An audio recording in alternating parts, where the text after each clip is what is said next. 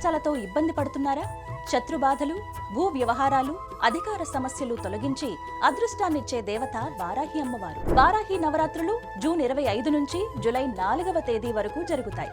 అందువల్ల విశేషంగా భక్తుల కోసం మహాశివుని పరమ పావన పుణ్యక్షేత్రమైన అరుణాచలంలో సూర్యలింగం దగ్గర నిత్యాగ్ని ఆశ్రమంలో వారాహి హోమం నిర్వహిస్తున్నారు. ఇందులో పాల్గొనాలి అనుకునే భక్తులు డిస్క్రిప్షన్ లో ఉన్న లింక్ ద్వారా లేదా స్క్రోల్ అవుతున్న నెంబర్ కి కాల్ చేసి మరిన్ని వివరాలు తెలుసుకోవచ్చు. వారాహి మహా హోమంలో పాల్గొన్న వారికి ప్రసాదం కొరియర్ చేయబడును. ఒక పసుపు కొమ్ము, హోమ బస్తం, పసుపు, అమ్మవారి కుంకుమ, డ్రై ఫ్రూట్స్, రక్షా కంకణాలు, అరుణాచల స్వామివారి విభూది పంపించబడును. ఆ పసుపు కొమ్మును బీరువాలో డబ్బులు పెట్టుకునే చోట పెడితే ధనాభివృద్ధి కలుగుతుంది. రక్షా కంకణాలు చేతికి ధరిస్తే ఆరోగ్య సమస్యల నుండి విముక్తి లభిస్తుంది. అమ్మవారి కుంకుమను ధరిస్తే సకల సమస్యల నుండి బయటపడవచ్చు. పాల్గొనాలి అనుకునే భక్తులు ఈ నంబర్లను సంప్రదించండి. అరుణాచలంలో మహా వారాహి హోమంలో పాల్గొని మీ కష్టాలన్నీ తొలగించుకోగలరు. నమస్తే రమగారు. నమస్తే జీ. రమగారు, ఏదైనా మంచి స్టోరీ చెప్తారా? పూర్వం ఒక పల్లెటూరులో ఒక ముసలావిడికి ఒక చక్కని కూతురు ఉండేది. వాళ్ళకి ఏమీ లేదు. వాళ్ళ ఆస్తి అంతా ఏదో జప్తైపోయింది. భర్త మరణించాక ఆస్తులు ఆస్తులన్నీ పోగొట్టుకున్నారు. పోగొట్టుకుంటే పిల్ల బహు చక్కటిది. చుట్టుపక్కల వాళ్ళు కనబడతాయని ఆవిడ అసలు ఆ పిల్లని పెద్దగా బయటికి రానిచ్చేది కాదు. అయితే ఒకసారి ఒక గ్రామాధికారి దగ్గర వీళ్ళ పొలం కొంత చిక్కుకుపోయింది. ఇప్పుడు మాట్లాడడానికి వెళ్తే ఆయన ఎప్పుడో రేపో ఎల్లుండో మీ వాకిట్లో ఇంటికి వస్తానన్నాడు. ఆయన వచ్చేసరికి ఒక 60-65 ఏళ్ళ వాడు, ఆయన పెద్దవాడు. అయితే ఆ సమయానికి ఈ పిల్ల కనపడింది. వాళ్ళ అమ్మాయి కనిపించేసరికల్లా ఆయన ఏమన్నాడు, నీ పిల్లని నాకు ఇచ్చి పెళ్లి చెయ్యి, పిల్ల ఎంతో అందంగా ఉంది, మీ పొలం వదిలేస్తానన్నాడు. ఆవిడంది చిన్న పిల్ల, నేను ఒప్పుకోను అనేసరికల్లా ఆయన ఏం చేశాడు, పొలం లాగేసుకుని వీళ్ళ ఇంటి మీదకి ఏదో ఒక తగాదా తెచ్చేవాడు.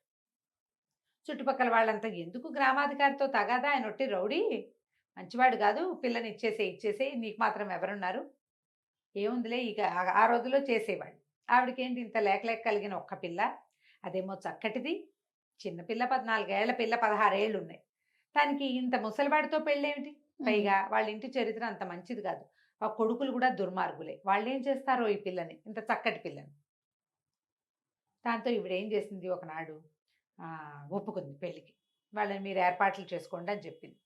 ఈ గొడవలు తగ్గిపోయినాయి. వాళ్ళు పెళ్లి ఏర్పాట్లలో పడ్డారు. ఈవిడేం చేస్తుందంటే పిల్లకి మొహానికి ఒక ముసుగు చేయించి, ముక్కు మొహం వంకర టింకరగా ఉండేలాంటిది ముసుగు చేయించుకుని, అమ్మాయి ఈ ముసుగు పెట్టుకో, నీ మొహం ఎవరికి కనపడదు, ఇక్కడి నుంచి పారిపో, కనీసం నువ్వు బతుకుంటావని చెప్పి పిల్లని పంపించేస్తుంది. ఆవిడ బాగా జబ్బు చేసి ఉంది. పిల్ల వెళ్ళిపోయిన 2-3 రోజులకి ఆవిడ కాస్త చనిపోయింది. ఇల్లు ఇదైపోయినా ఈ పిల్ల ఎవరెవరి ఇళ్లలోనో పని చేసుకుంటూ బతికింది. అయితే ఏమైంది, ఒక షావుకారు గారింట్లో చేరింది. దీని మొహం ఎవరికీ కనపడేది కాదు, వంకర టింకర మొహం. మొహానికి ముసుగుండేది కదా, ఈ ముసుగేసుకుని ఉండి నెత్తిమించి కొంగిట కప్పుకుని ఉండేది. వీళ్ళు దీన్ని చూసి అందరు అనేవాళ్ళు, ఏం రూపం రాదింది, రూపసి అని ఎక్కిరిచ్చేవాళ్ళు, రూపసి అని పిలిచేవాళ్ళు. అయితే జమీందార్ గారింట్లో, ఒక షావుకారు గారింట్లో చేరింది. వాళ్ళ ఇంట్లో ఏంటంటే వంట మనిషికి ఏదో ఇబ్బంది అయితే ఒక 2 రోజులు పని చేయడానికి పెట్టుకుని ఈ పిల్ల చక్కగా వంట చేసేది, చాలా బాగా వంట చేసేది. ఆ పిల్ల వంటకి వాళ్ళు బాగా అలవాటు పడ్డారు. ఏడాది అని అర్థం ఉంది. అయితే ఏమైంది, క్రమంగా పిల్ల చేసే పాయసాలు అవి అసలు వాళ్ళ చుట్టాలందరికీ మహా ఇష్టమట.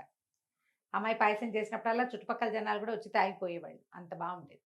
అయితే ఒకనాడు ఏమైంది, షావుకారు గారు భార్య ఏదో దేవాలయానికి వెళ్ళారు. వెళ్తే సరే పిల్ల తలుపేసుకుని స్నానం చేస్తోంది లోపల.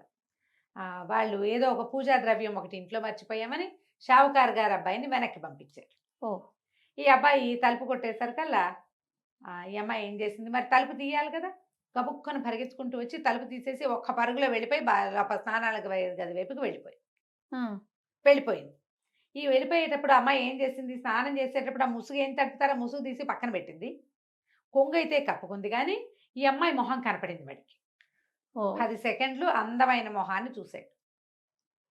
అది వచ్చింది రూపస్ అనుకోవాలి, ఇంకోళ్ళు ఎవరో వచ్చారనుకున్నాడు. అక్కడి నుంచి రూపసి అని కేకలు పెట్టాడు. బాబు స్నానం చేస్తున్నాను, వస్తానని చెప్పింది.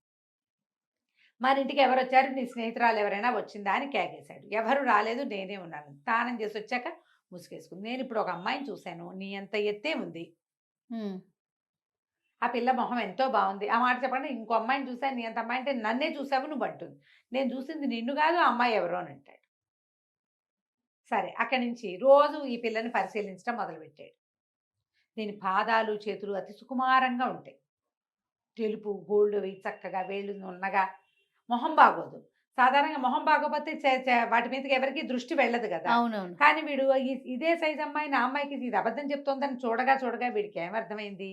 దాని ముక్కు, మొహం ఎందుకో వంకర టింకరగా ఉన్నాయి గానీ దాని జుట్టు బావుంది. దాని పర్సనాలిటీ బావుంది. చేతులు, పాదాలు చక్కగా అందంగా శుభ్రంగా కనపడుతున్నాయి. మంచి గుడ్ ఫిగర్‌లో ఉంది పిల్ల 17, 18 ఏళ్ల పిల్ల. గమనించగా గమనించగా ఇతనికేమర్థమైంది? ఈ అమ్మాయే ఆ అమ్మాయి ఖచ్చితంగా. ఈ కనపడుతున్న మొహం మాత్రం కాదు. ఒక 6 నెలలు దాని వెనకాల తిరిగి అది ముసుగు లేకుండా ఇంకోలా ఉంటుందని కనిపెట్టేసాడు. కనిపెట్టాడు. కనిపెట్టాడు. కనిపెట్టి అక్కడి నుంచి ఈ పని పిల్లని పెళ్లి చేసుకుంటానని పెట్టాడు వాళ్ళ అమ్మ దగ్గర. హ్మ్. వాళ్ళమ్మ ఒరేయ్ బావుండదు నువ్వు అనాకారిగా ఉన్న పిల్లని చేసుకోవటం ఏంట్రా అది ఎంత వంట బాగా చేస్తే మాత్రం వంట బాగా చేస్తుంది. చాలా రుచిగా చేస్తుంది. చక్కగా అన్ని పనులు చేస్తుంది. బుద్ధిమంతురాలు. కానీ ఇంత వికారమైన పిల్లని చేసుకోవడం ఏంటంటే అమ్మ అది వికారమైన పిల్ల కాదు అని చెప్పి ఏం చేశాడు తల్లికి ఈ అమ్మాయి మొహం మీద ఉన్న ముసుగు లాగేసి చూపించేశాడు. ఓహ్! దాంతో తల్లి ఆశ్చర్యపోయింది. ఎంత చక్కటి పిల్ల. కాగడా వేసి వెతికినా మన వాళ్ళలో ఇట్టటి పిల్ల దొరకదు. ఇట్లా ఆలోచించుకుని బతిమలాడుకుని పిల్లనిచ్చి పెళ్లి చేసుకున్నారు.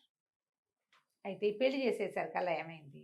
పెళ్లి చేయటానికి వీళ్ళకి ఒక మంత్రవాది అయిన పురోహితుడు ఒకడొచ్చాడు. హ్మ్. ఆయన కన్ను పడింది ఈ పిల్ల మీద. అయ్యో! ఎంత బావుంది ఈ పిల్లని ఎట్లాగైనా స్వాధీనపరచుకోవాలనుకున్నాడు. తీసుకెళ్ళిపోవటం కాదు. స్వాధీనం చేసుకోవాలంతే. చూస్తూ ఉండేవాడు వచ్చినప్పుడల్లా పరిశీలనగా.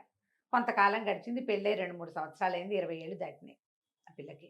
పిల్లలు కలగలేదని పిల్లల కోసం గురువుగారిని అడిగారు.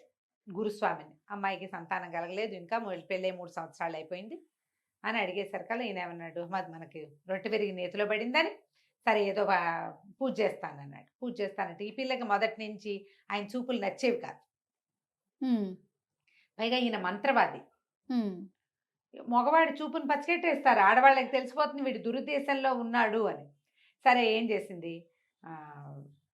పూజకు కూర్చోబెట్టారు. పూజకి ఎట్లా కూర్చోబెట్టాలి? ఏకాంతంగా కూర్చోబెట్టాలి. హ్మ్. పూజకు కూర్చోబెడితే ఆయన ఏం చేశాడు? ఆ పూజ ఓం బోం అన్నీ డామ్ డేమ్ డిస్కస్ చేసి అత్తగారు కూడా ఉన్నారు. ఏకాంతమేం కాదు ఉన్నారు అందరూ కూడా. కొన్ని వక్కలు చేతిలో పెట్టి ఇవి నువ్వే తినాలని చెప్పాడు. ఈ పిల్ల ఏం చేసింది? కామ్‌గా ఈ ప్రసాదం చేయటానికి ఆ పాత్రలు, ఈ పాత్రలు అన్నీ పెడితే ఆ పాత్రల్లో జార విడిచేసింది. హుహు. వేరే వక్కలేదో తనకి ఇంట్లో ఉన్నవి రొంటిని దోపుకున్నది ఒకటి నోట్లో వేసుకొని నవిలినట్టు చూపించింది. చూపించేసరికి ఇది మధ్యాహ్నం అయిపోయింది పూజ. సరే సాయంకాలానికి గురుస్వామి గారు వెళ్ళిపోయాడు. హ్మ్. ఒక గదిలో ఆయనకి ఒక పెద్ద గది ఇచ్చారు. ఆయన ఆ గదిలో ఉంటే రాత్రి తలుపు కొట్టినట్టు వినిపిస్తే రూపసే వచ్చేసింది అనుకున్నాడు. ఆ వక్కలేమిటి మంత్రించి ఇచ్చాడు. వాళ్ళు రాత్రికి తన దగ్గరికి వచ్చేయాలి ఆ ఓహో! మంత్రంతో. తలుపు కొట్టేసరికల్లా వంటింట్లో ఉన్న పాత్రలన్నీ ఎగురొచ్చి ఈయన కావలిచ్చుకున్నాయి. పాత్రలో వేసింది కదా! గిన్నెలో వేసింది కదా! గిన్నెలు మైమరిచిపోయి వచ్చేసినాయన్నమాట. పాత్రలను కూడా లైన్‌లో పెడతాయి వక్కలు. ఓహ్! ఓహ్! ఆ! గురుస్వామి చచ్చి చెడి ఎటాగొట్టా వాటిని వదిలించుకున్నాడు. మళ్ళీ పూజ చేయించారు. ఈసారి ఏం చేశాడు ఈయన ఒక ప్రత్యేకంగా ఒక పండిచ్చి ఈ పండు నువ్వే తినమన్నాడు. ఆ అమ్మాయి ఏం చేసింది? ఆ మంత్రించి ఇచ్చిన పండుని జాగ్రత్తగా పెట్టుకుని ఇంకో పండు తీసి తిన్నానంతే. వెళ్తూ వెళ్తూ పూజలో నుంచి బయటికెళ్ళిపోతూ ఆ సావిట్లో ఒక దున్నపోతు గడ్డి మేస్తుంటే దున్నపోతు గేదెలు ఉంటే ఓ గేదె ముందు పడేసింది. ఆ గేదె అరటిపండు తినేసింది. ఓకే. అరటిపళ్ళు తింటాయి కదా కొట్లు దున్నపోతులు ఆ గేదెలు అన్నీ తింటాయి. గేదె తినేసింది. రాత్రికి మళ్ళీ గురుస్వామి గారి తలుపు తట్టింది. ఆ గేదె ఆయన వెనకాల పడి మరి మంత్రించబడింది వాడి ఆ! దగ్గరికి వెళ్ళాలని ఇక తెగ కుమ్మింది ఆయన్ని. సావు తప్పి కన్ను లొట్టపోయింది. హ్మ్. ఈ తేప ఏం చేశాడు? తమలపాకులు ఇచ్చాడు మూడోసారి పూజకి. ఆ అమ్మాయి ఏం చేసిందంటే ఆ తమలపాకుని ఈ చిన్న కొంగులో నుంచి చిన్న దారం తీసి పక్కన ఒక దుడ్డుకర్ర ఉంటే ఆ దుడ్డుకర్రకేసి కట్టేసింది. రాత్రి దుడ్డుకర్ర గురుస్వామికి భరతం పట్టింది. అది చిత ఆ! కొట్టేసింది. ఆ! ఏం చేయాలో తెలియలే. ఇట్లా మంత్రాలతోటి లాభం లేదు. మంత్రాలకు చింతకాయలు రాలవు. ఈ పిల్లని ఇంకోటి చెయ్యాలని ఏం చేశాడు? వీళ్ళ ఇంట్లోనే ఒక ఔట్ హౌస్ లాంటి దాంట్లో ఉంటున్నాడు కదా! వీళ్ళని ఎక్కడికో దేవాలయానికో ఎక్కడికో అందరిని వెళ్ళి రండి అని పంపించి ఆ అమ్మాయి గదిలో ఓ పక్కగా తనవే చెప్పులు, ఓ కండువ, తర్వాత ఒక పాందాను తమలపాకులు వేసుకునే బాక్స్ మగవాళ్ళు వాడేది హ్మ్. పెట్టేశాడు. పెట్టేసి మర్నాడు ఏం చెప్పాడంటే, మీ అత్తగారికి మీ కోడలికి ఎవరితోటో సంబంధం ఉంది. మీరు హ్మ్. దేవాలయానికి వెళ్ళినప్పుడు వాడెవడో ఇక్కడికొచ్చి ఉన్నాడు అని చెప్పాడు. ఇంట్లో నిరూపించి చూశారు. చూసేసరికల్లా ఎవరివో జత చెప్పులు. అన్ని కనిపించినాయి. కనిపించేసరికి వాళ్ళు చాలా అసహించుకున్నారు. ఇంత ప్రేమించాను ఈ అమ్మాయి ఇంత పని చేసింది అని భర్త అయ్యో కులం గోత్రం చూసుకోకుండా పెళ్లి చేసుకుంటే పిల్ల పరువు తీసిందే, షావుకారు గారింటికి ఎవడో పరాయి మగవాడు కోడల కోసం వస్తున్నాడంటే ఎంత పరువు తక్కువ. ఉమ్, తెగ దుఃఖించారు. ఉమ్, దుఃఖించేసరికల్లా అమ్మాయిని బయటికి పంపేస్తామన్నారు. అంటే ఇతను ఏమన్నాడు, చిచ్చి అలా వద్దు వద్దు, అమ్మాయి ఇంతకాలం ఉండి మిమ్మల్ని ఇంత లైన్లో పెట్టేసింది అంటే ఇది మామూలు మనిషి కాదు, ఏదో మంత్రగతి అయి ఉంటుంది, ఏదో మంత్రాల పిల్ల, పెట్టెలో పడుకోబెట్టేసేద్దాం, ఆ పెట్టె తీసుకెళ్ళి నేను సముద్రంలో పారేయిస్తా, మళ్ళీ మన జోలికి రాకుండా ఉంటుంది, లేకపోతే మీ ఆస్తులన్నీ పోతాయని బెదిరించాడు. అక్కడి నుంచి ఏమైంది, సరే రాత్రికి ఏదో పాలు కలిపించి పాలల్లో కొంచెం నిద్ర మందు కల్పించేశారు. ఆ నిద్రపోతున్న అమ్మాయిని పెద్ద పెట్టెలో పెట్టించి ఆ పిల్లని ఆ పెట్టెని ఈ గురుస్వామికి అప్పచెప్పారు. ఈయన ఏం చేశాడు, 4 మనుషులతోటి మోయించుకుని ఇక్కడ ఎక్కడా కాకుండా ఈ ఊరికి కొంచెం దూరంగా ఇంకో చిన్న ఊళ్ళో ఉన్న ఒక పేదరాశి పెద్దమ్మ అతనికి దూరపు చుట్టం, ఆ చుట్టం ఇంట్లో పెట్టించాడు. పెట్టించి ఆవిడకి ఏం చెప్పాడంటే, ఇందులో పిచ్చి కుక్కలు ఉన్నాయి, ఇది తీయద్దు, మంత్రించిన కుక్కలు అవి మీద పడతాయి, ఉమ్, మరి 2 రోజుల తర్వాత వీటిని నేను వాటి సంగతి నేను చూస్తాను, 2 రోజుల్లో వస్తానని చెప్పాడు. తను ఇంకో చోట కాపురం ఉండటానికి ఏర్పాట్లు చేసుకుందాం అనుకున్నాడు. సరే ఈ పెద్దమ్మ ఏం చేసింది, ఆ పెట్టెను అక్కడే పెట్టి ఆవిడ దారిని ఆవిడ పని చేసుకుంటోంది. 2 రోజులు గడిచిపోయినాయి. పిల్ల లోపల ఆహారం లేదు, గాలి కూడా పెద్ద కారట్లో మూలుగుతోంది. మూలుగుతుంటే ఏదో మూలుగు వినపడుతోంది, ఏంట్రా మూలుగు మూలుగు అని ఆ దేతాలు ఆ పెట్టెలో నుంచి వస్తుంది, పెట్టె మీద ఇట్ట టక్ టక్ కొట్టంగానే ఆ పిల్ల లోపల నుంచి ఈ తలుపు నేను తీయలేనండి అంది. అనగానే ఆవిడ ఆశ్చర్యపోయింది, ఏంటి కుక్కలు మాట్లాడుతున్నాయి, ఉమ్. ఆడపిల్ల గుంతలే ఉంది, ఇదేమిటని. అమ్మాయి ఎవరమ్మాయి నువ్వంటే, షావుకారు గారి కోడలండి, నన్ను ఇట్లా నన్నెవరో బంధించాడు. ఇందులో పెట్టారండి అని చెప్పేసరికల్లా అమ్మో కుక్కలు లేవా, ఎవరితో ఆడపిల్ల మాట్లాడుతుంది, షావుకారు కోడలంటే ఆ మధ్య పెళ్ళైంది, ఆ పెళ్ళే కాబోలని తలుపు తీసేసరికల్లా లోపల పడుకుని కనపడింది పిల్ల. ఉమ్, ఆ అమ్మాయిని లేవదీసి, ఏమిటమ్మాయి ఏమైందంటే, ఎటా బయట వచ్చానో తెలియదండి, మొన్న రాత్రి పాలు తాగి పడుకున్నాను, శుక్రవారం రాత్రి పాలు తాగి పడుకుంది, శనివారం పోయింది, ఇవాళ అది సోమవారం తెల్లవారిపోయింది. ఉమ్, సరే ఆవిడేం చేస్తుంది, పిల్లని లేవదీసి బయటికి తీసుకొచ్చి కాస్త మంచినీళ్ళు ఇచ్చి ఏదో తినడానికి పెట్టి, అసలు ఏం జరిగిందంటే, ఇదిగో ఇలాంటి మీ ఈ పెట్టె ఎవరు తెచ్చారు అని. ఆ పెట్టె తమ అత్తవారింట్లోది, అది గుర్తుపట్టింది, తన గదిలో ఉండే భోషాణమే అది. ఉహు, ఎవరు తీసుకొచ్చారు, మీ గురుస్వామి తీసుకొచ్చాడు. ఆ గురుస్వామి దుర్మార్గుడు ఇప్పటికి 3 ప్రయత్నాలు చేశాడు నన్ను స్వాధీనపరచుకోవడానికి, నేను లొంగట్లేదని ఏదో ఎత్తేసినట్టున్నాడు ఉమ్, అని చెప్పేసరికి ఈవిడేమంది, అమ్మాయి ఉండు, నువ్వు అన్నం తిన్నావు కదా, పద నిన్నని చెప్పి తీసుకుపోయి 5-6 ఏళ్ళ అవతల తమ స్నేహితుల ఇంట్లో ఈ పిల్లని బయటికి రానివ్వద్దు, దీన్ని జాగ్రత్తగా చూసుకుంటాను అని అక్కడ అప్పచెప్పొచ్చేసి, ఉమ్, అక్కడి నుంచి వాకిట్లో పిచ్చి కుక్కలు కాదు, మామూలుగానే ఊర కుక్కలు ఉంటే దాదా అని వాటికి చపాతీలు పెడతానని పిలిచి ఒక్కొక్కని ఎత్తి పెట్లో పడేసి లాక్ చేసింది. లాక్ చేసేసింది, గడి పెట్టేసింది. కుక్కలు లోపల కూర్చుని ఉన్నాయి. అక్కడి నుంచి సోమవారం నాటి రాత్రి ఇతను వచ్చాడు. వచ్చేసరికి గురుస్వామి వచ్చేసరికి ఈవిడేమంది, నాకు వేరే వాళ్ళ ఇంట్లో పని ఉంది, ఇవాళ రేపు నేను ఉండను ఇంట్లో, మా ఇంట్లో నువ్వు ఉండు, ఇదిగో నీ పెట్టే అని చెప్పి వెళ్ళిపోయింది. ఎవరింటికి వెళ్ళా, వెనకాల వాళ్ళ ఇంట్లోనే ఉంది. వీడేం చేశాడు, ఇప్పుడు పెద్దమ్మ కూడా లేదు ఇంట్లో, ఏకాంతం లభించింది, ఈ పిల్లని స్వాధీనపరచుకోవచ్చని తలుపు తీసేసరికల్లా పొద్దున్నుంచి పెట్టెలో కూర్చుని ఉన్న కుక్కలు ఒక్క ఉదుటిన వీడి మీద పడ్డాయి. మొహం అంతా రక్కి రక్కి పీకేసింది. ఉమ్, కుక్కలు కరిచేస్తాయి కదా, అక్కడి నుంచి పారిపోయినాయి బయటికి. ఈ దెబ్బలు కుక్క కాటలతోటి మూలుగుతూ పడున్నాడు. సాయంత్రానికి మొత్తం తతంగం జరిగిందంతా తెలిసిపోతుంది కదా, తెల్లారేసరికి కుక్కల అరుపులు మనిషి అరుపులు వినపడతాయి. తెల్లవారు ఆ పెద్దమ్మ వచ్చి చూసేసరికి ఇంకేముంది, ఒళ్ళంతా కుక్క కాటలతోటి కొస ప్రాణంతో ఉన్నాడు ఈ గురుస్వామి. ఉమ్, కుక్కల కోరల వల్ల విషం ఎక్కేసి 2 రోజుల్లో మరణించాడు. అందరికీ కబురు చేశారు, ఈ గురుస్వామి గారు మరణించారు అని. వీళ్ళేమనుకున్నారు, షావుకారు గారు అయ్యో మన కోడల్ని పెట్లో పెట్టి వాళ్ళకి అప్పచెప్పాము, దాని ప్రభావం వల్ల ఈయన చచ్చిపోయాడు అనుకున్నారు వాళ్ళు. ఉహు. చాలా బాధపడ్డారు. ఆ కోడలు పోయింది, రుచికరమైన వంట పోయింది, గురుస్వామి పోయాడు. ఒక 10 రోజులు 15 రోజులు గడిచినాయి. గడిచిన తర్వాత ఈ పెద్దమ్మ ఏమందంటే, అమ్మాయి మీ అత్తగారిని మామగారిని మీ ఆయన్ని ఇక్కడికి భోజనానికి పిలుస్తా, శుభ్రంగా నువ్వు వంట చేసి పెట్టని పిల్లతో వంట చేయించింది. షావుకారు గారింటికి కబురు చేసింది, గురుస్వామి మా ఇంట్లో మరణించాడు, ఆయన ప్రీతి కోసం 15 రోజులు అయిపోయింది కదా, భోజనాన్ని పెడదామనుకుంటున్నా, మీ ముగ్గురు రండి అని. ముగ్గురు వచ్చారు భోజనానికి. చక్కగా వడ్డిస్తే పదార్థాలన్నీ తిని, వీళ్ళకి తిన్న రుచే ఆ రుచి తెలుసు. ఆ, అత్తగారు కళ్ళ నీళ్ళ పర్యంతం అయిపోయింది, ఎంత బాగా వంట చేస్తుందో, అచ్చు అట్టాగే ఉందని. చివరికి కప్పుల్లో పాయసం పోసి పట్టుకొచ్చి ఇచ్చారు. పాయసం తాగేసరికి ఆ పిల్ల పాయసం చాలా ప్రత్యేకంగా చేస్తుంది కదా, కథలో ముందే చెప్పుకున్నాం.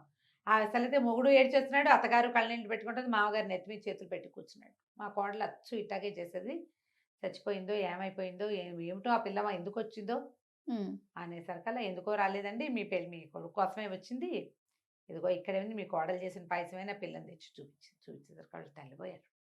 ఇదేమిటి, ఇది ఎట్లా జరిగిందంటే, గురుస్వామి మిమ్మల్ని మోసం చేశాడు, ఈ పిల్ల తప్పేమీ లేదు, దానికి శాస్తిగానే వాడు చచ్చిపోయాడు, మీ పిల్లని మీరు తీసుకెళ్ళండి అంటే, ఆ రూపసి పేరున్న మహాద్భుత సౌందర్యవతి అయిన తమ కోడల్ని మళ్ళీ వాళ్ళు ఇంటికి తీసుకుపోయారు. వాళ్ళు నమ్మటం ఒక పొరపాటు, ఉమ్, మరి వాళ్ళు గురువుని నమ్ముతారు కదా ఎవరైనా అంతే. కూడా. ఉమ్.